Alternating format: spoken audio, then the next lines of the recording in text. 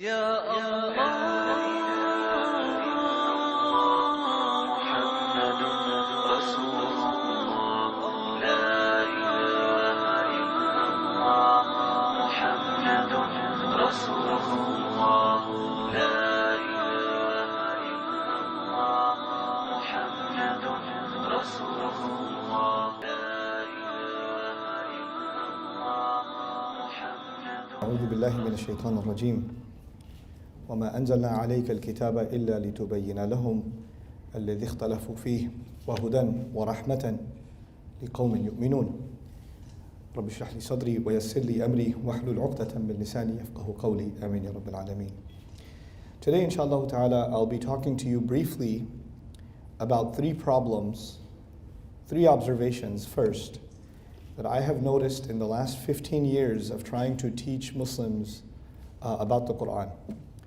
And what has basically been my motivation for trying to address issues in the Quran the way in which that I do. I think a lot of you in the audience are familiar with at least one or two of my lectures and probably finished half of them before falling asleep. But if you have heard enough lectures or heard one or two of them, then I'd just like to give you an overview of what is behind the scenes of these talks and this effort and this study. The first attitude that I have noticed among many, many Muslims, and before I noticed it in anyone else, it was actually an attitude that I had myself. So I know that it exists because it's personal, is that the Quran is not relevant. That the Quran is not talking about my life. It's talking about something that happened a long time ago. The people that I know that talk about the Quran look like they belong 500 years ago. They don't look like modern people. These people, when they speak in a way that nobody else speaks. My friends don't talk like this. My colleagues at work don't talk like this. My professors at school don't talk like this. As a matter of fact, you could be friends with a khatib. And when you're talking to them, they talk to you perfectly normally. But as soon as they get up on the minbar, they talk differently. They talk like they belong in a different time. And it becomes almost disconnected from you. So the first impression I had of religious conversation, Quran, Sunnah, the whole thing, was that this does not belong in this time. This is some old thing, and this is for people that are old-minded. You cannot have this religion and live in modern times. You cannot combine those two things. It's impossible.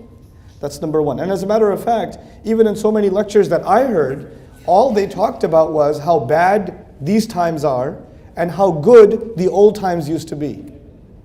That's all they talk about, is these times are very bad and old times were very, very good. And so I say to myself, well, old times are over, so I guess it's bad now. So what's the point? That's the first problem. The second problem I noticed, again, something I noticed in myself, and then I noticed it in now millions of other people, is that this religion and this book is extremely strict, and it's harsh, and it's difficult, and it has rules that are not easy. The rules of this book, the guidelines of this book, that it tells you to do some things that you're not supposed to do, or it forbids you from some things, or it commands you to other things, but its rules are too many, and too heavy, and too difficult, and basically impractical. You can't do it. You just can't do it. If you have to do it, you have to be a very extreme person. You cannot be a normal, happy person and do these rules. As a matter of fact, the more religious you get, the more depressed you get. And the more angry you get. And the more angry you look. So all the religious people I know are really angry people. So I don't want to be like that. So that must be because of this religion. This religion is harsh, so it makes people harsh. It makes people difficult. It makes people very angry. As a matter of fact, in my own life, before I turned to the deen of Allah, I was born a Muslim, but you know how it is. If I saw a guy with a beard, I ran the other way. I do not want to be around those guys, because they keep telling me how I'm going to hell. Or they're just going to tell me to do something like go make salat. Or, hey brother, why do you have this? Why are you dressed like that? What are you listening to? What are you watching? Stop. I don't want to talk to you. Just leave me alone. Let me eat pizza. You're sitting there relaxing, eating your pizza. The guy with the beard walks into the restaurant. You're like, oh God. I was enjoying my meal. This guy had to come in here. You know? So the religion is harsh, and people that follow the religion are also harsh. That was the second attitude. The third attitude was that every time I hear, or at least most of the times when I heard people talk about the deen of Allah, they did not tell me why I should be Muslim. They did not tell me why I should be Muslim. They only told me that I should be Muslim. Here's what you should do. And if I said, why should I do it? They said, because you're going to burn in hell if you don't do it. Why should I believe I shall burn in hell? Don't question why you should believe you'll burn in hell. You're a kafir if you question. You have doubts? You don't have iman? And if you go to the person who gave you that lecture and you say to them, so how do we know for sure that this is the right religion? How do we know? I mean, there's so many religions in the world. How do we know that we have the right religion? The Shaykh will tell you, and he told me, you son, you need to make wudu, then you need to make 2 rak'ah, because you're getting waswasa from shaitan. After I make wudu and I make 2 rak'ah, I still have the same question. Why are we following this religion? Every time I ask that question, people said, Astaghfirullah al-Azim, how can you ask that question? You're not supposed to ask that question. Inna lillahi wa inna ilayhi. Do your parents know about this? Akhil Kareem, sit down. Let me do some ruqyah on you. But then after the ruqyah is done, I still have the same question. So you know what I started thinking? And millions of young people around the world started thinking? These people don't have an answer to that question. These people, number one, they want you to live like you live, they don't want you to live in 2015, they want you to live in 1275. They want you to live in the time of Umar ibn al-Khattab radiallahu anhu. That was number one. It's irrelevant for this time. Number two, they're extremely harsh. And number three, they don't want to answer my questions. They think my questions are evil. These 3 reasons are enough, more than enough, for someone to want nothing to do with Islam. If you have these 3 concerns, and you want nothing to do with Islam, I appreciate that, I understand. It's logical. And I can tell you, with a good degree of confidence, I have not been to any country in the world, Muslim or non-Muslim, where there are not people who think exactly like this. For all the people who come and sit in a lecture, there are hundreds and thousands, if not millions of people, Muslim and non-Muslim, who have this problem. They have this problem.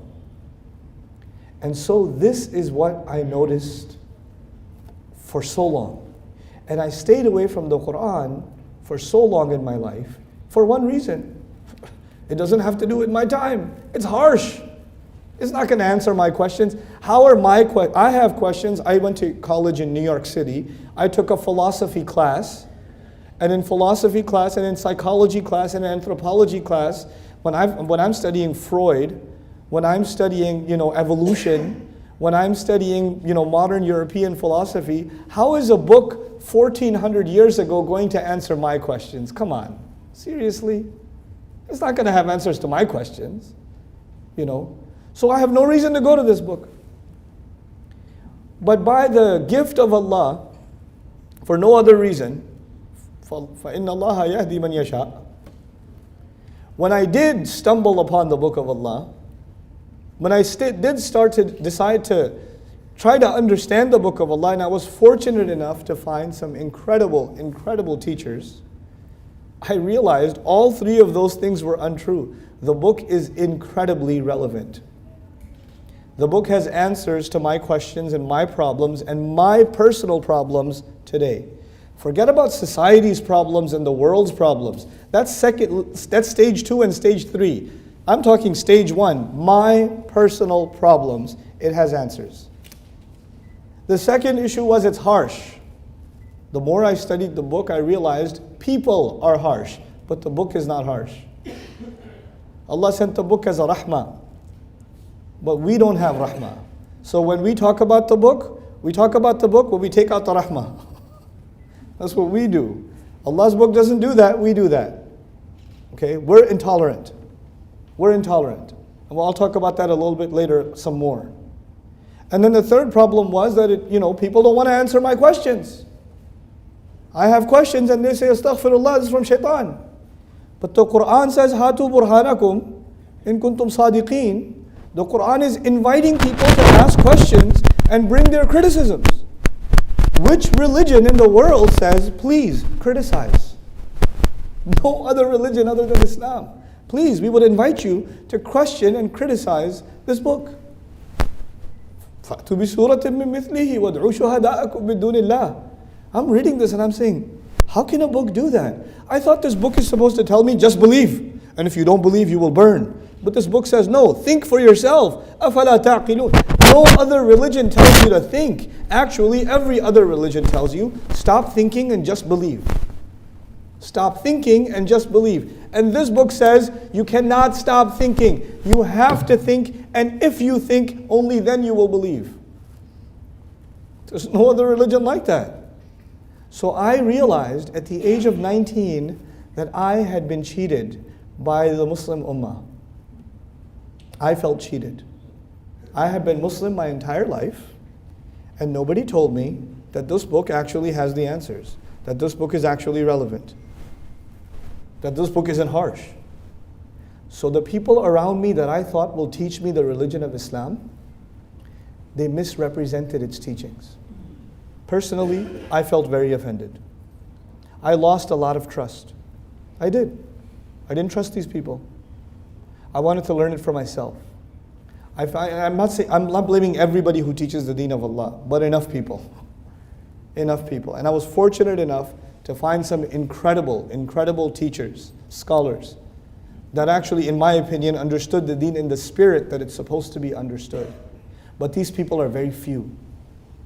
And you know what else? These teachers that I'm talking about, they're not good speakers.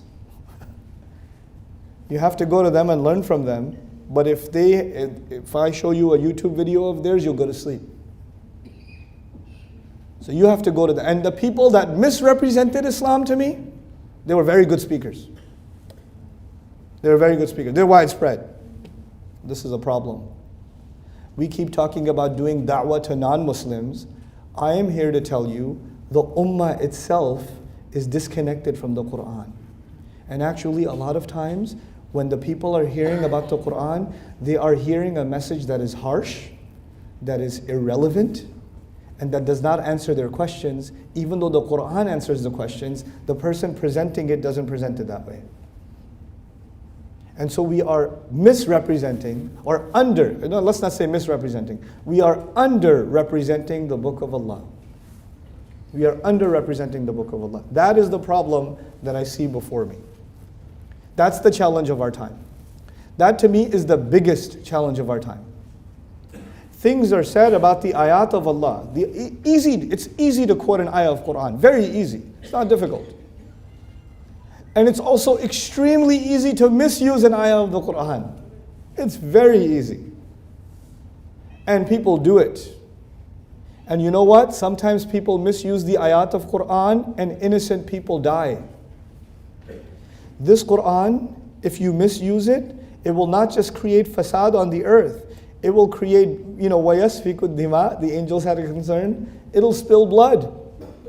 The Quran can be used or misused to spill blood. And it's happening. The Quran can be misused to push people away from Islam. It's happening. It's happening in our time. People are reciting, people that are talking about Quran, they're talking about it in a way that even the Muslim says, I don't want Islam anymore. I want to walk away from it. This is the tragedy of our time. Now, that was the tragedy part. I'm going to stop talking about the tragedy now. You heard enough about the tragedy. Now I'm going to start over. I'm going to talk to you about an ayah of the Quran. Wallahu anzala minas sama'i ma'an. Allah, in fact, He is the one that sent water from the sky. Allah is talking about rain, yes? Now bear with me. فَأَحْيَا بِهِ الْأَرْضَ بَعْدَ مَوْتِهَا. Then He gave life to the earth after the earth was what? The earth was dead. Allah gave life to the earth after the earth was dead. What did Allah use to give life to the earth? Water. In the example, Allah gave water to the earth, and that way the dead earth comes back to life. Without the rain, does this planet survive? This planet cannot survive without rain. That is the life of this planet. Everybody clear about that? Okay, now let's move forward. ينبت لكم به الزرع والزيتون والنخيل والأعناب ومن كل الثمرات. Both of these ayat belong to Surah An-Nahl. Allah produces for you, by using the water, Allah produces two kinds of things. Let me categorize two kinds of things. He produces farm and, zaytun. You know what zaytun is? Good, olive, very good. And then nakhil. What's nakhil? Sisters know Arabic vocabulary. Guys are getting some good sleep. I knew that one. Wal-a'nab? 3-0. Wal-a'nab. وَمِن كُلِّ الثَّمَرَاتِ 4-0. All kinds of fruits. Now listen, on the one hand you have farm and palm trees and grapes. These things don't grow by themselves. You have to take care of those trees and you have to grow a farm. A farm does not happen by itself. You have to put a lot of work into a farm for it to grow properly. You understand? Okay. Huh? Right. So now when Allah says all kinds of fruits, when He says all kinds of fruits, now if you go into like the South American jungles, or you go into the Africas, will you see all kinds of fruits on the trees? Yeah, all kinds of fruits. But are there farmers in those jungles? No, it goes on its own. What Allah is telling us is He sends water from the sky, and when He sends water from the sky, there is some kind of fruits or vegetation that people have to farm. You have to take care of those plants. Unless you take care of them, they will not grow. And then there are some plants and some fruits that will grow on their own with no effort from you. That's out in the wild, yes? Two kinds of life on the earth come out from the rain. You understand the point so far? Okay.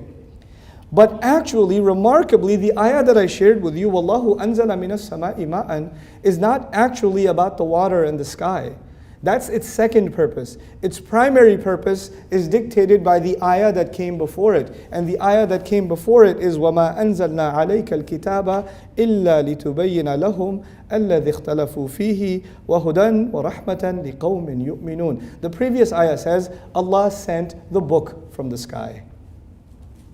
In the next ayah, He said, Allah sent the water from the sky. So if you want to understand the effect of the book of Allah on the earth, if you want to understand the effect of the book of Allah on the earth, you have to understand the effect of water on the earth. You understand? Now, what does water do? Water brings life to the earth. Is it essential for the survival of the earth? Yes. So, if the water is essential for the survival of the earth, the book of Allah, properly delivered to all the places that are morally dead, that are spiritually dead. It has to be delivered properly because rain has to come properly, especially to the places that are dead. It has to go to those places, and even if they have been dead for centuries, it will bring them back to life. So no matter how bad the situation is, no matter how dead the earth is, when water can bring the earth back to life, no matter how bad the political situation of the world is, no matter how bad the moral situation of the world is, no matter how bad the media is in any day and age, no matter how low the Muslims have become, this book has the power to bring people back to life. It has the power to do that. You understand?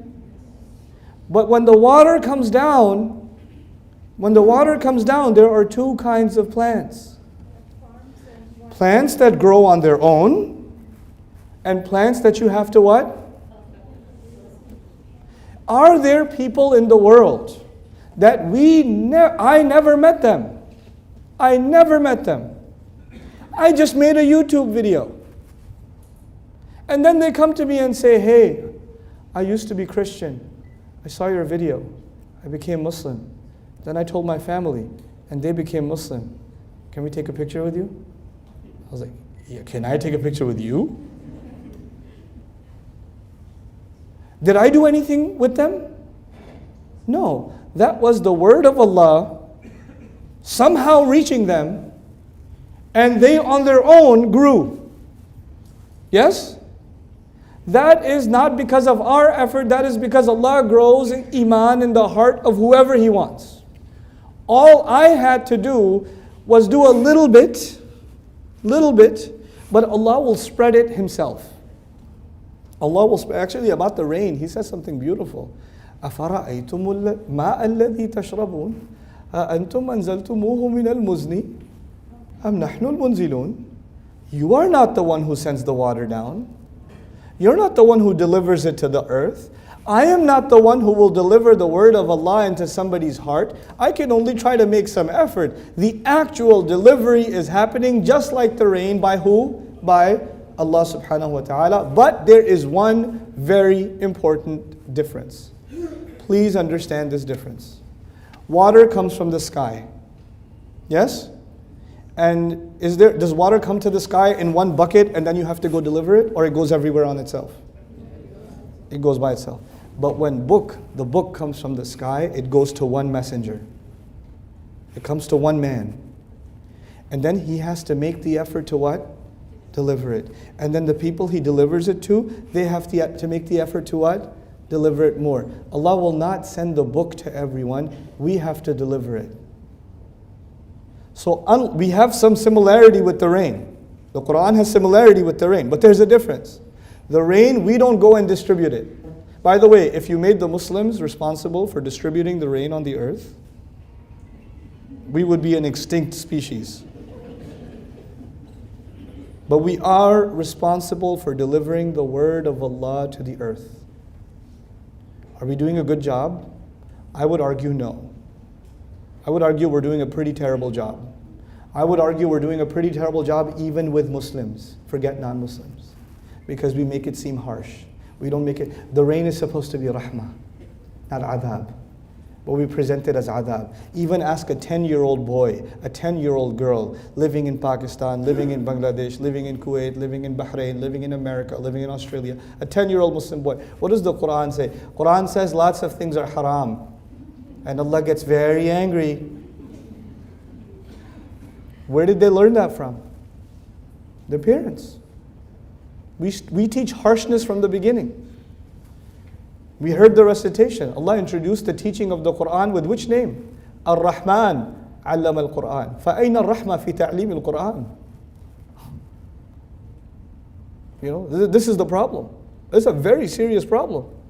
So we have to address this issue. Now, on the one hand, people will come on their own to Islam like wild fruits. And they're amazing. They're amazing people. But that does not mean da'wah is happening because we didn't do the farming. On the other side, there is the farm, yes?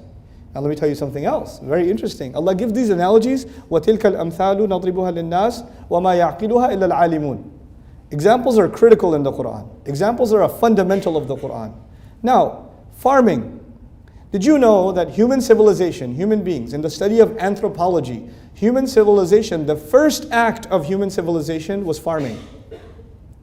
And the argument is humanity would not have survived as a civilization. We could have survived in caves or woods or something, but as a civilization with cities and countries and infrastructure, none of that would have happened if we did not farm.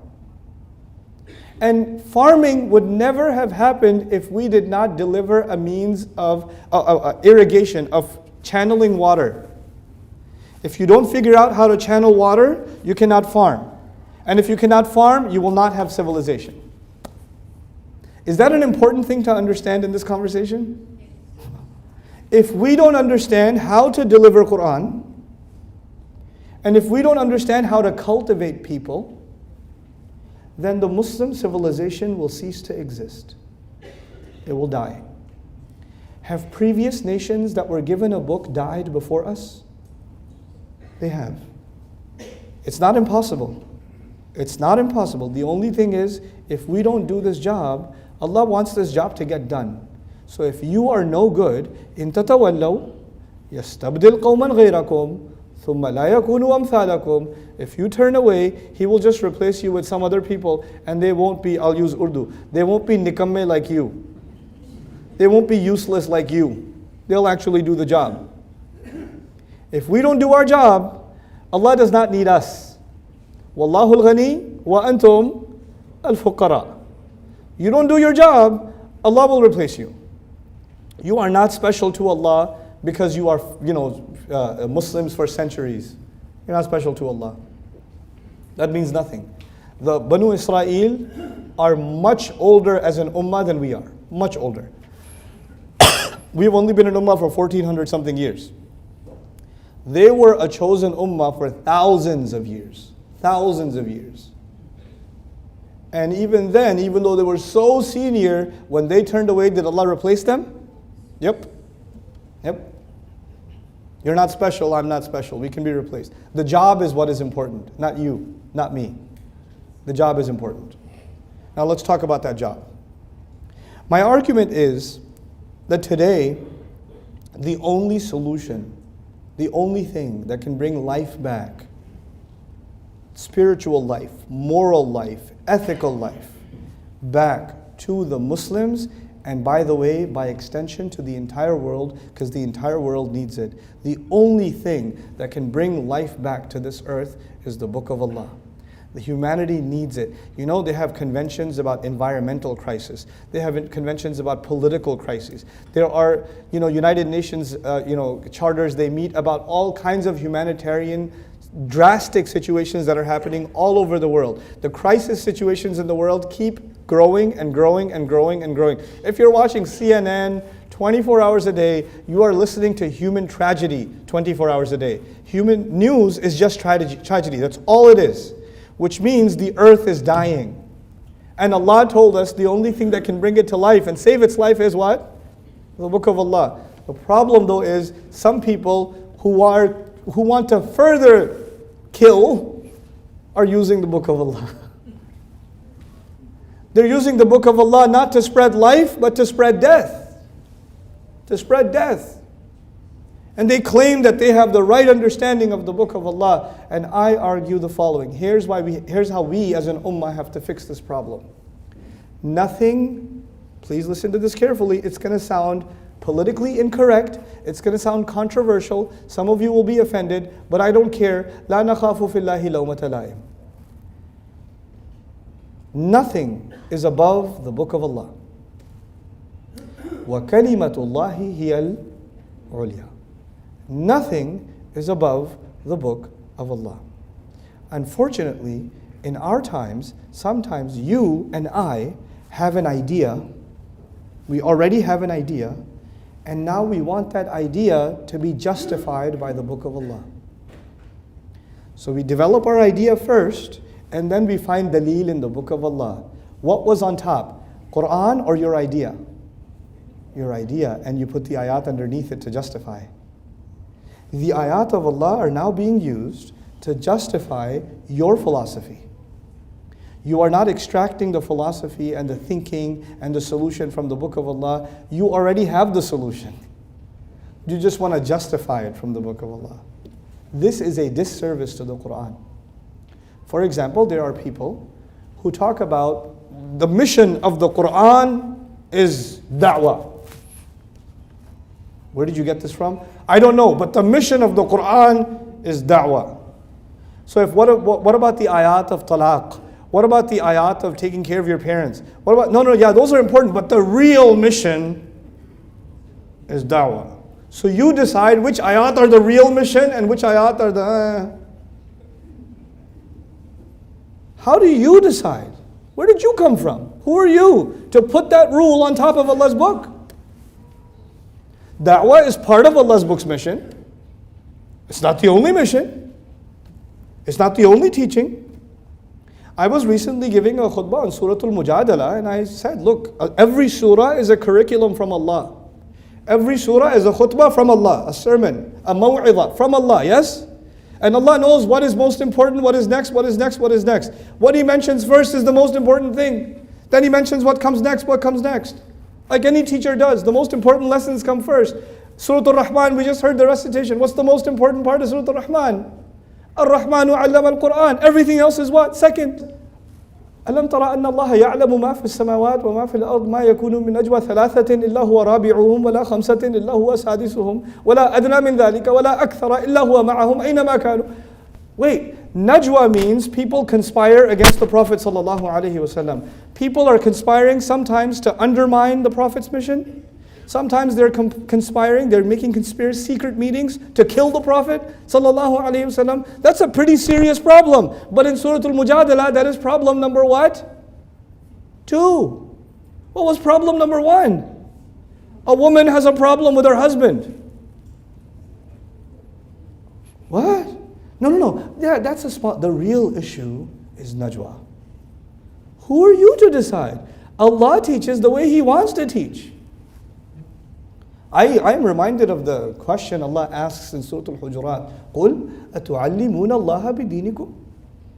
Oh, you're going to teach Allah your deen? You're going to teach Him your deen? You decide what's more important. You know? So what we do is we take selections of ayat. These are the important ayat. These are the ayat that we have to have our curriculum with. The rest of Quran is secondary. Even if you don't say it, you're thinking it. And that thinking is problematic. We have to give justice to the Book of Allah. We have to give justice to a surah. We have to stop thinking that some things are important and some things are less important. There are some things that are in order. There's priorities. But those priorities are not decided by you. They're not decided by me. They've already been decided by Allah subhanahu wa ta'ala. They have already been decided. Now think about this. Now, this is the last thing I'll share with you and I'm done. Then I just want to hear from you guys. When I was in New York, when I was not a religious person, I was a Muslim, not a religious person. When I first got exposed to Islam, the thing about New York is it's a crazy place. Every masjid has its own Islam. Literally, every masjid has its own Islam. You know, كُلُّ حِزْبٍ بِمَا لَدَيْهِمْ فَرِحُونَ. This is actually, I saw it in New York. Every group believes they are the right one, and they will give you a lot of khutbah and a lot of lectures about how wrong the next door neighbor is. And then when you go to that one, they will tell you how perfect they are and how evil those guys are. And I have a problem that I like to go, when I learn something, I like to really learn it. So I go to group number 1 and I learn so much from them that I become part of them. And then I say, okay, I've learned enough. Now I'm going to go to group number 2 and I'm going to learn so much from them, I'll become part of them. I know it's crazy, but I did that. So I went from one group to another group, to another group, to another group. I was a tourist. Okay? And when I was done, I realized something. Every group decides one thing is the most important thing. And their entire picture of Islam is based on that one concept. One group says the most important thing is da'wah. Forget everything else. Another group says the most important thing is how you look. You should look a certain way. If you don't look like this, then you're not a good Muslim. Another group says, no, you have to have these books. If you don't go through these books, then you're not a good Muslim. You don't really know your Islam. And they're not talking about Quran, by the way. There are other secondary books. If you don't have those books, then you're not a real Muslim. Every group has certain curriculum. That's what defines their Islam. And not a single group said, you know, the curriculum for the Muslim should be what? The Book of Allah. وَكَلِمَةُ اللَّهِ هِيَ الْعُلْيَا. By the way, did every one of those groups quote something from the Quran? Yes, but that was only to justify their position. And that was only to prove that the other guys are going to hell. That was the only reason. Why would Allah give us this book and say, وَاعْتَصِمُوا بِحَبْلِ اللَّهِ جَمِيعًا وَلَا تَفَرَّقُوا فِيهِ? Why? This book, if you give it justice, it will cause union. And if you don't give it justice, it will cause division. We're not holding on the way we're supposed to. I'll tell you, to make that last point that I just made, which was that we have to think beyond groups. We have to think of ourselves as Muslims. We have to think of ourselves as Muslims. And we have to bring normalcy back to the ummah. The only way to do it is, again, putting the book of Allah in its place, in its proper place. I'll tell you a small story. I was giving a lecture in Birmingham, England. And if you've been to Birmingham, England, make istighfar. But anyway, I was giving a lecture in Birmingham, England, and Birmingham is a very interesting place. There's a few masajid there, and every masjid is very different from every other masjid. These people hate each other's guts. The only time they agree with each other is when they have to get a halal burger.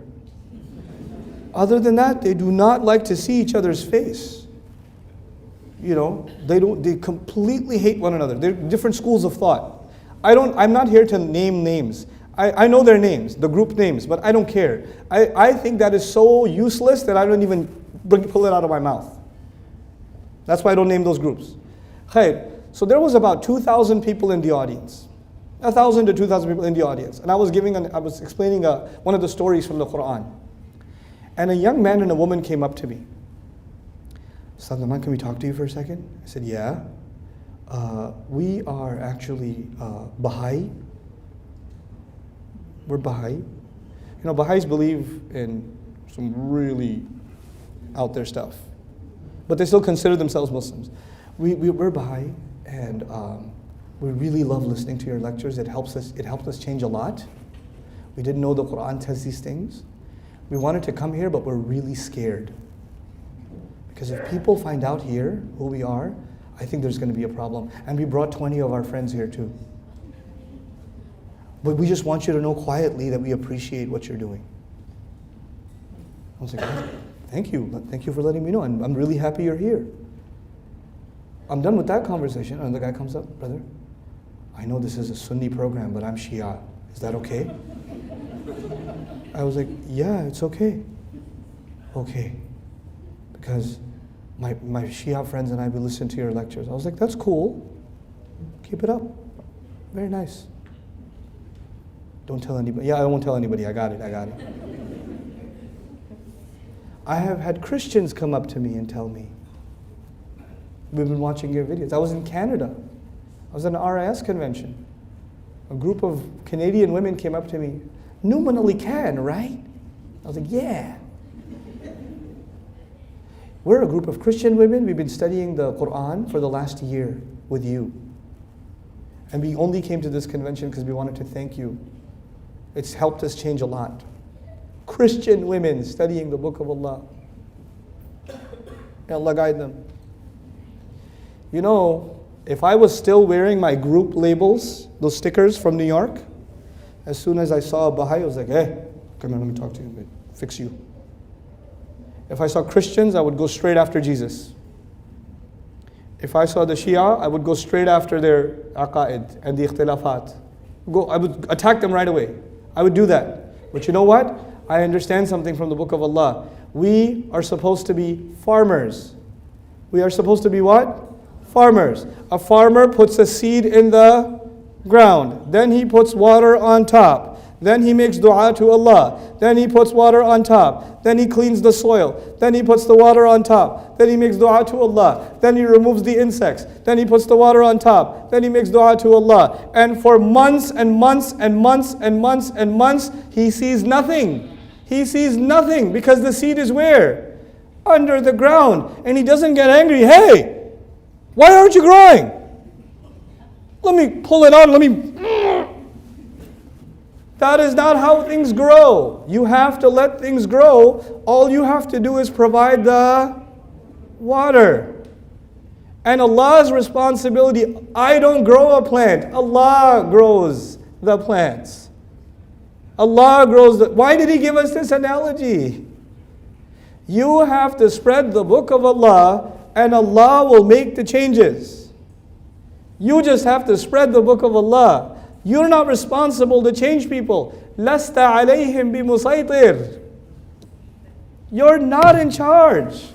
Stop pretending that you're in charge. So many people come up to me, brother, mashallah, you give some good da'wah. Tell me how I can tell my brother to start praying. Tell me what I can tell him. I was like, I don't know what to tell you. Because maybe you haven't put enough water, not put enough water yet. And maybe you're putting water, but some plants grow slowly and some plants grow quickly. It's not about what you say. It's how patient you are with people. It's how patient you are. Yusuf alayhi salam's sons, or Yaqub alayhi salam's sons, they disobeyed their father or no? They were a source of sadness or no? For years and years and years, they are a source of sadness. And at the end of it all, they make tawbah or no? They take their time, yeah? Some seeds take a long time to come out. فَصَبْرٌ جَمِيلٌ. Yaqub alayhi salam doesn't turn to Allah, Ya Allah, give me something I can say to my sons so they can change. It doesn't work like that. It doesn't work like that. We are impatient with each other. We want changes to come like that quickly. If the best generation took 23 years, first of all, we're not the best generation. But if they took 23 years of exposure to this book, our challenge today is let's re-expose the people to the book of Allah like they've never experienced it before, so they can remove the assumptions that they've had about the book of Allah. Non-Muslims have misconceptions about the Quran, and my conclusion is Muslims have misconceptions about the Quran. We have to fix the misconceptions for the entire world. We have to show the world how beautiful, how remarkable, how incredible, how loving, how merciful, how addictive this book is. That's what we have to do. May Allah Azza wa Jal help us do our job, and may Allah Azza wa Jal increase our love and affection for the book of Allah and the sunnah of His Messenger sallallahu alayhi wa sallam. Barakallahu li wa lakum. Thank you so very much for listening. Jazakumullahu khairan.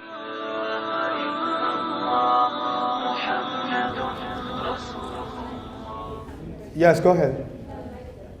Now somebody is interested and somebody wants to learn Quran. Yeah. And especially the youth.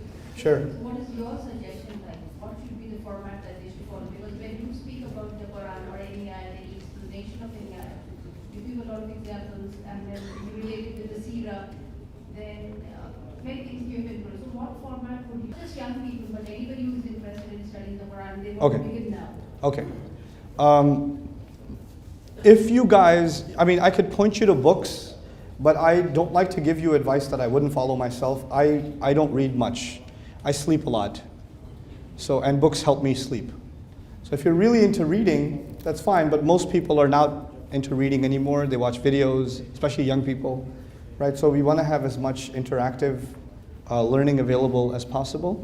If you guys think that what I have to offer is beneficial, then I humbly suggest two efforts that I've made that I think can really help you start your studies in the Quran. The first effort is a course I taught called Divine Speech. That's the first course, okay? It's about 16 hours long. So you can do it over the course of a month, little by little, or maybe even 2 months. There's only one point. Every course should have a point. So let me tell you what the point of that course is. What's the name of the course? Divine Speech. The only purpose of that course is to appreciate the book of Allah. That's the only purpose. Why should I learn this book? What's so great about this book? It's only answering that one question, why is this book so amazing? That's it. That's it. And it's there to answer some common confusions that Muslims have and non-Muslims have when they study Quran. For example, subjects change in the Quran very quickly. How come? There's a lot of repetition in the Quran. How come?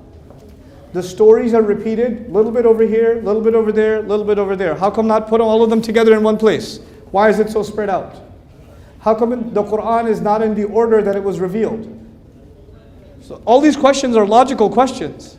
The problem is you don't get a chance to ask those and get logical answers. Divine Speech is there to help answer those questions, get rid of those criticisms, and actually turn them into something beautiful. That's the first step to me. Appreciation comes before learning. Divine Speech is actually about appreciation. Then we can start learning. Okay? The next step I would suggest is a course I put together called Quran for Young Adults. Even though I said young adults, if you are young at heart, it's okay. Okay?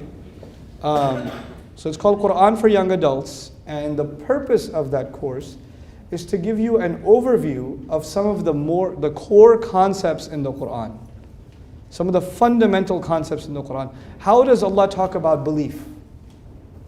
How does He talk about belief? How does He talk about good deeds? I spoke with some of you, I remember, outside yesterday. We like to complicate things. Muslims love complication. Quran loves to simplify things. So we love discussing complex issues in Aqidah over 8 volumes. And Ibrahim alayhi salam keeps things very simple. You see what I'm saying? There's no complications with Ibrahim alayhi salam. And he, by the way, he would not be able to take the Aqidah test you would give him. Because it's simple for him, it's straightforward. And we are the religion of him. Millat abikum Ibrahim. We have to learn to keep things simple. And how do we learn that? Through Quran. It addresses all the major philosophical challenges. It addresses all the questions and confusions, but it does them in a way that the prophets did them. We have our own curriculum. I say we replace our curriculum with Allah's curriculum. First, you can do the second curricula if you want. You want to go do a PhD in Aqidah? Fine, do it. But do it as step 2. Step 1, just learn the Iman of Ibrahim alayhi salam. Just learn the Iman taught through Fatiha. This is Allah's curriculum on your belief. This is Allah introducing Himself to humanity. Why is this not enough? Why do you think this is not enough? No, I studied Fatiha, but I really want to refine my Aqidah. What are you talking about? What are you talking about? Then people say, Akhi, if you don't study the complexities of Aqidah with a shaykh, then you're not going to have the right Aqidah. Let me ask you something. Let me ask you 2 questions. When you guys know Rasulullah ﷺ was reciting Quran and some jinn passed by. وَإِذْ صَرَفْنَا إِلَيْكَ نَفَرًا مِنَ الْجِنِّ يَسْتَمِعُونَ الْقُرْآنِ. Did these jinns have a ijazah in tajweed or a degree in sharia, or what did they have? Nothing. And did they study many years with Rasulullah ﷺ? No. They were just passing by and they heard what? They heard Quran. And then they were so amazed that they gave a speech. And their speech was so beautiful that Allah put it where? In the Quran. These are unqualified students of Iman that only heard the Quran for a few seconds, and Allah values their words so much that we learn them. And then we write complicated tafsirs of them. That's the funny part. You have Ashab al-Kahf.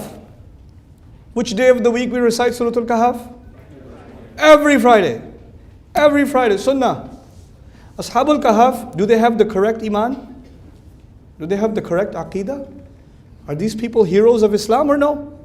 Absolutely. Who's going to have, if Allah is proud of them, how can we say they don't have the right belief? These are standards for us. Especially in a time of fitna, we should remember them. That's the point. These people don't say a single prophet's name. These people don't make reference to a single book. They don't give dalil from a single ayah. They don't have any ijazat. They are not ulama. They are not fuqaha. They are not mufassirin. They are nothing. They don't even have a prophet among them. Nothing. All they say is, I don't think we should worship idols.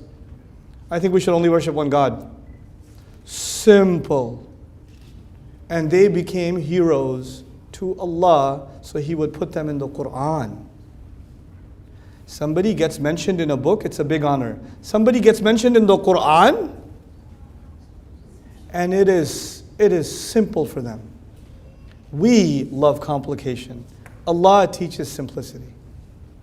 That's why I'm saying if you bring it back to the book of Allah, things become easy, man. They just become easy. Now, have you read this book? And then have you read the sharh of that book? Then have you read the sharh of the sharh of the sharh of that book with the hashiyah? If you want to do that PhD in studies, in Islamic studies, go ahead. But that's not for the people. For the people is the book of Allah. For everybody else is the book of Allah. Ulama should go in depth. That's fine. But nothing else. That's what we mean when we say kalimatullahi al-ulya. That's what it means. It takes the first place. You begin with that. فَبِذَلِكَ فَلْيَفْرَحُوا. Listen to these words. فَبِذَلِكَ فَلْيَفْرَحُوا. Because of the Quran, because of that, they should be happy. Let me tell you, when you learn your deen, and you don't start with the book of Allah, you will end up learning something that will make you angry, and people around you will be angry when you're around them. You'll learn some angry version of Islam. When you begin with the book of Allah, it brings you joy, and it brings people around you joy. It makes you happy, it makes people around you happy. هُوَ خَيْرٌ مِّمَّا يَجْمَعُونَ. It's better than everything they're gathering. So it should be at the fundament. So I mentioned 2 courses. I've done a video explanation, a brief explanation for the entire Quran called Cover to Cover. That's available also, but that would be a step 3. These two should keep you busy for at least a year. And then after that, I'm not too worried. Inshallah ta'ala. First one you said divine speech. What was the next one? Second one is Quran for young adults. Quran for young adults. That's actually, it answers questions like, why should I believe? Why should I be Muslim? What does Islam say about other religions? What's going to happen to good people who die? Like, what's going to happen to Mother Teresa? People have these questions. And I don't know, easy, they're going to burn in hell. No, wait, hold on. Let's talk about this. Let's discuss this. Let's see how Allah deals with this question. So let's we have to bring nuance back, in-depth studies back of the Book of Allah. By the way, if you're curious, before you ask that question, I'll just tell you myself. If you're curious where I get my stuff from, like my sources, like how do I study Quran, I give a lecture. It's on YouTube called Ustad Nouman's Study Methodology. My study methodology. I'll briefly mention now. My group and we go through about 26 tafasir per ayah. And we extract notes from them. And then we combine, we eliminate the redundancies, and we put the notes together, and then we review them, and then we have a research, a scholar among us, who if there's an athar from a sahabi, like if it's Qawl ibn Abbas radiallahu ta'ala anhuma, or there's a hadith or sabab al-nuzul or something, I go to him and say, is this sahih? Is there ikhtilaf on this qawl, or is this muttafaq alayh or something? He'll do his research, he'll get back to me, tell me this is actually not muttafaq alayh, or this is sahih, etc., etc. And then I put this, but I don't talk like that when I give a lecture, because that will kill you. That happens in the background.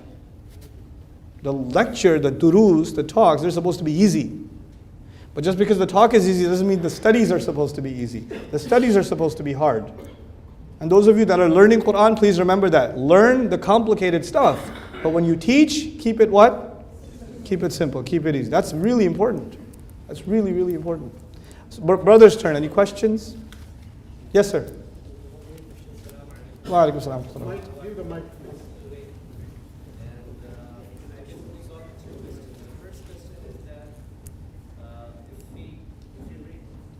Through the translation of Quran, what we read is that the word he is used for Allah subhanahu wa ta'ala. Very good question, yeah. Whereas he is if you use he or she, okay? Then you're confining him to gender. Exactly, but Allah subhanahu wa ta'ala is plural. Sure, very good, very good. Why we have used this question? Excellent. Question number 1. Wait, let me answer question number 1, because then I'll forget. Sure. Okay. Go ahead.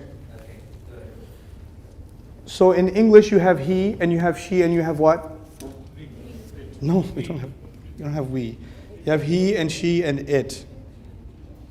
Yeah? He, she, or it. He is for a male. She is for a female. What is it for? Non-living things, inanimate objects. Yeah? Okay. The Arabic language has 2 pronouns.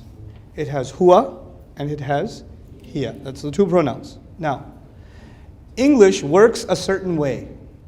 Arabic works a different way. The problem that you asked is actually based on the fact that you asked an English language question.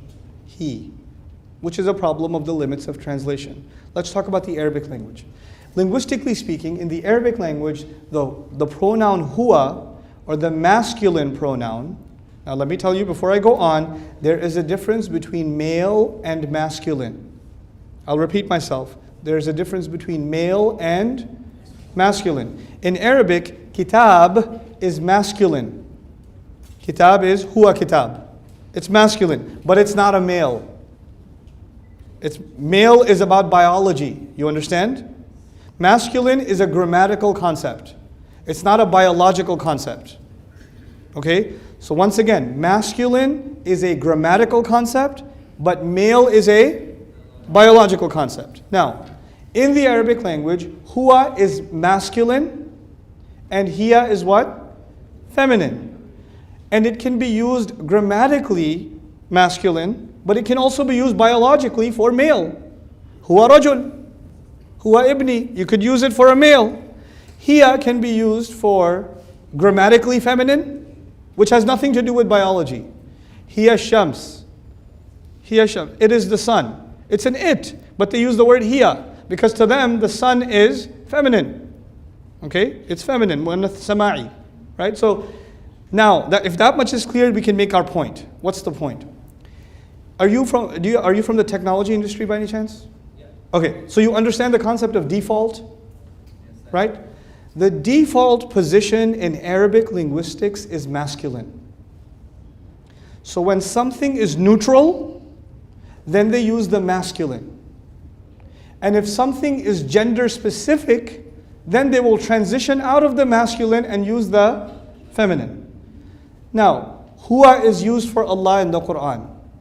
First of all, huwa is not being used as male, huwa is being used as what? Masculine, which means the masculine is not biological, it is grammatical. Why is it being used? Because that is the default position of the Arabic language.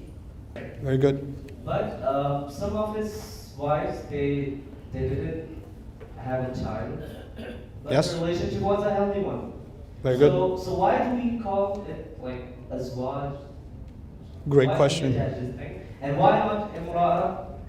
Okay, really good question. Thank you. Before I answer the question, I'll give you a disclaimer.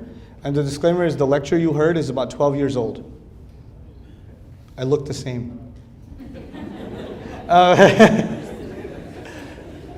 I learned a little more since the last 12 years. So this is the updated version of that question, okay? Let's begin with language. The word zawj is used not only for man and woman, it's actually used for anything that complements anything else. The sun and the moon are zawjain. The day and the night are zawjain. Okay? The male and the female are zawjain. Anything that completely complements anything else is called a zawj. Okay? So that's the first thing. So zawj is a comprehensive term which can include marriage, but is not limited to marriage. But it certainly does refer to something that is in complete complementary relationship to something else. Okay? Now, the use of the word zawj in the Quran certainly does indicate, like Ash-Sha'rabi rahimahullah among other scholars. This, by the way, this idea that I presented was presented by several ulama of the past, and the more recent explanation that's made simple is by Shaykh Ash-Sha'rabi rahimahullah in his tafsir, which is recorded now and documented. Khair. And the idea was that zawj is something, like you mentioned, wholesome, complementary, the husband and wife get along and for good reason. They get along and they do good together, and they have kids in the marriage. And the example given was actually of Zakaria alayhi salam, right? وَوَهَبْنَا لَهُ يَحْيَى وَأَصْلَحْنَا لَهُ زَوْجَهُ, right? So before he was called imra'ati aqiran, before the child, imra'a was used, after the child, zawj was used. Now, let's go further. There is something called divine intervention. Divine intervention. In the case of Adam alayhi salam, he was in Jannah, yes? How long do you live in Jannah? What's your lifespan in Jannah? Forever. You know, the only way your species can survive on the earth, the only way your name can survive on the earth, the only way your genes can survive on the earth is by having what? Children. But Jannah is a place where you survive. So the necessity, any species on the earth cannot survive without what? Children. But in Jannah, the need for having children is not there. It's not there. So a marriage is already complete without children. You understand? So it's understandable that in Jannah, Allah Azza wa Jalla says, Ya Adam uskun anta wa zawjuka. It makes sense because it's already complete. It's in Jannah. In other words, when I say generally speaking, children and complementary, this is what makes a marriage whole in general cases. But there are exceptions. And those exceptions are actually noteworthy. It is the general rule that brings beauty to the exceptions. Now, what are the exceptions? You mentioned one of them. One of them is the Ummahatul Mu'mineen, right? Who didn't have children. And them not having children, especially not having boys, was actually an intervention made by Allah Himself. مَا كَانَ مُحَمَّدٌ أَبَا أَحَدٍ مِّن رِجَالِكُمْ. Number one. Number two, the Rasul ﷺ is the messenger and we cannot question him ever. And his wives are what to us? What are they to us? Oh, so they have children.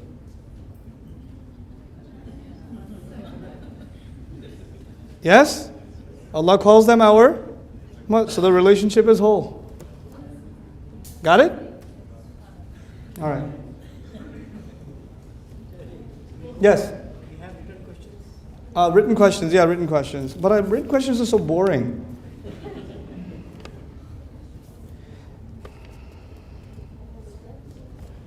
Oh man, these are epic questions.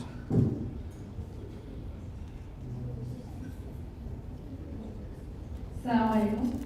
Yeah, thanks. Pakistan.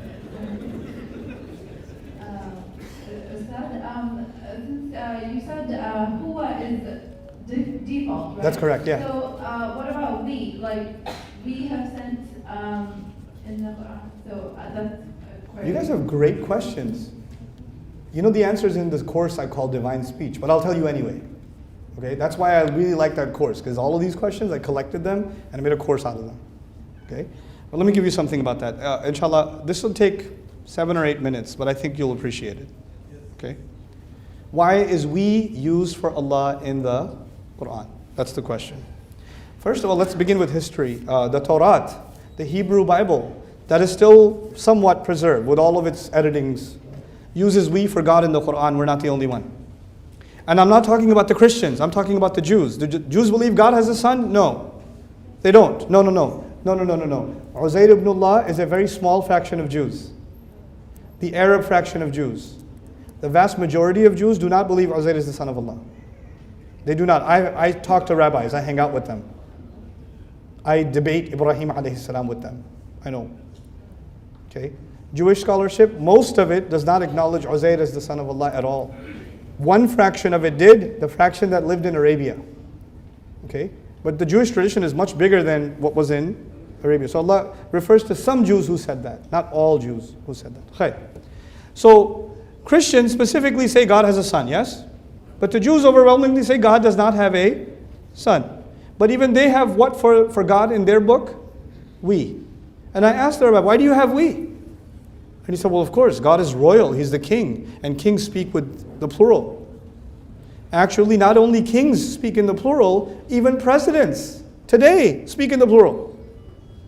Our president in the United States speaks in the plural. We in this administration have made blah, blah, blah, blah, blah, blah, blah. We won this election. We have made a... Here's one guy, man. You and all your shayateen or what? What's the we for? But we is used for what? We is used for the collective. Now, next thing. This is important now. In the Quran, you will find different kinds of pronouns used for Allah. And to understand this problem logically, first you have to understand what are the different kinds of pronouns. There is third person, second person, and first person. Third person means he and she and they. I'll make you remember this because I'm not talking to myself. What is third person? He and she and they. Second person is you. Second person is you. What's first person? I and we. What was third person again? He, she, and they. And the second person is you. And the first person is what? I and we. Now in the Arabic language, there are 6 kinds of you. Anta, antuma, antum, anti, antun. There's antuma is twice. So it's 6 kinds of you. You, both of you, all of you. You lady, both of you ladies, all you ladies. There's 6 yous. Okay, now, when in the third person, Allah uses he. Yes? In the second person, Allah uses anta, which is the singular you. Does Allah use they for Himself? They? No. Does Allah use all of you for Himself? No. He uses the singular third person, the singular, second person. The only time he uses the plural is in which person? First person. And in first person you find ana and you find nahnu. Now, if this was actually plural, you should find it in the first person, you should also find it in the second person, and you should also find it in the third person. But do you? No, you only find it in the first person, which means it's not literally plural. If it was literally plural, it would be all three persons. That's our first step to the answer. You with me so far? Okay? Because otherwise you would have found hum and antum and nahnu. It's not the case. That's just not the case. Now, the second issue. Nahnu is used, let's talk about how Allah uses these persons. When Allah is being formal, policies, or Allah is distancing Himself from a group of people, you will find the word He, huwa, in the Quran. Why? Because the third person is the most distant pronoun. He's over there. He's over there. The He is used when there's a tab'id.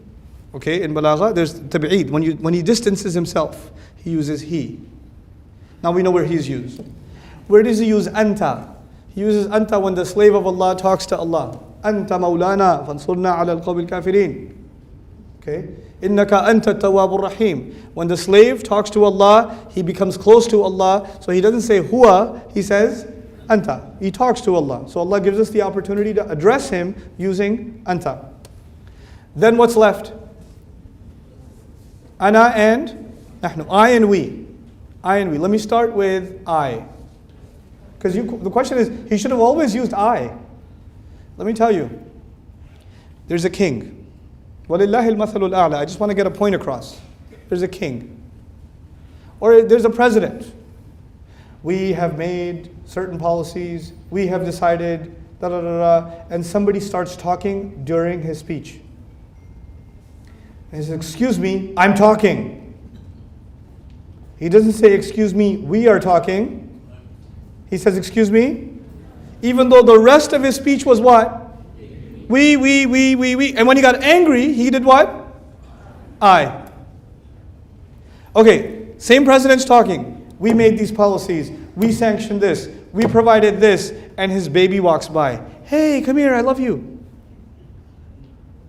Everything was we, but what happened? I gets used when there's extreme case of love or extreme case of? Study the Quran, look for I. You'll find extreme love or extreme anger. You'll find tawbah. Ana tawwabur rahim. Ana tawbah is an extreme act of Allah's love. You'll find فَإِنِّي أُعَذِّبُهُ عَذَابًا لَا أُعَذِّبُهُ أَحَدًا مِنَ الْعَالَمِينَ. I will torture him with a torture that I will never torture anybody ever with. What is that? That's anger.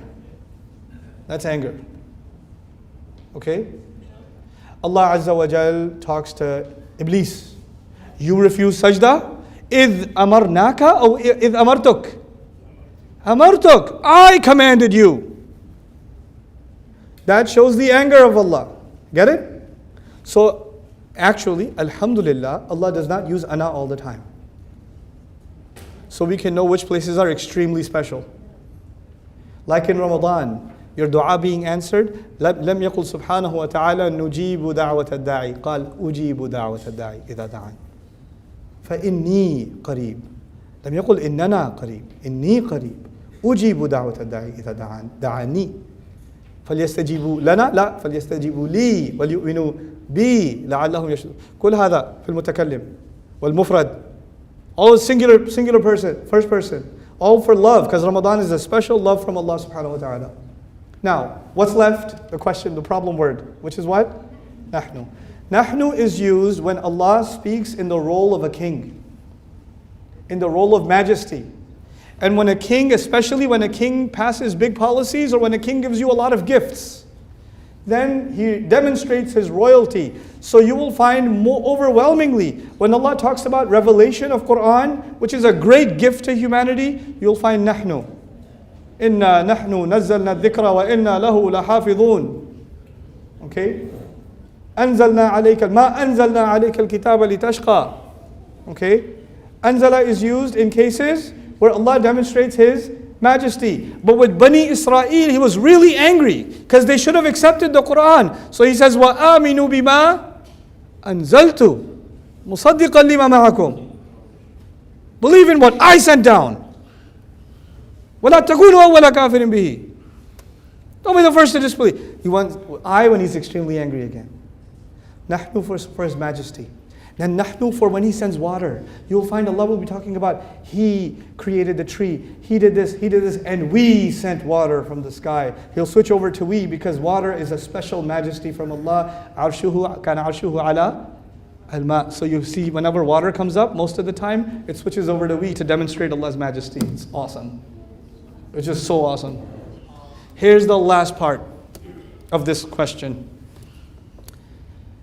One of the most important concept in the book of Allah is the oneness of Allah. لَيْسَ كَمِثْلِهِ شَيْءٍ لَا إِلَهَ إِلَّا هُوَ الْوَاحِدُ الْأَحَدُ الَّذِي لَمْ يَلِدْ وَلَمْ يُولَدْ. This is the concept of Islam. This is the concept of Islam. So then, how does Allah protect this concept even though the word nahnu is there? At the end of all of our explanation, nahnu is still plural, isn't it? Still plural. So how does He protect Tawheed after using nahnu? Study nahnu, we, for Allah in the entire Quran, you will find something. Right before or right after, He will make sure that you learn that He is just one. Every time.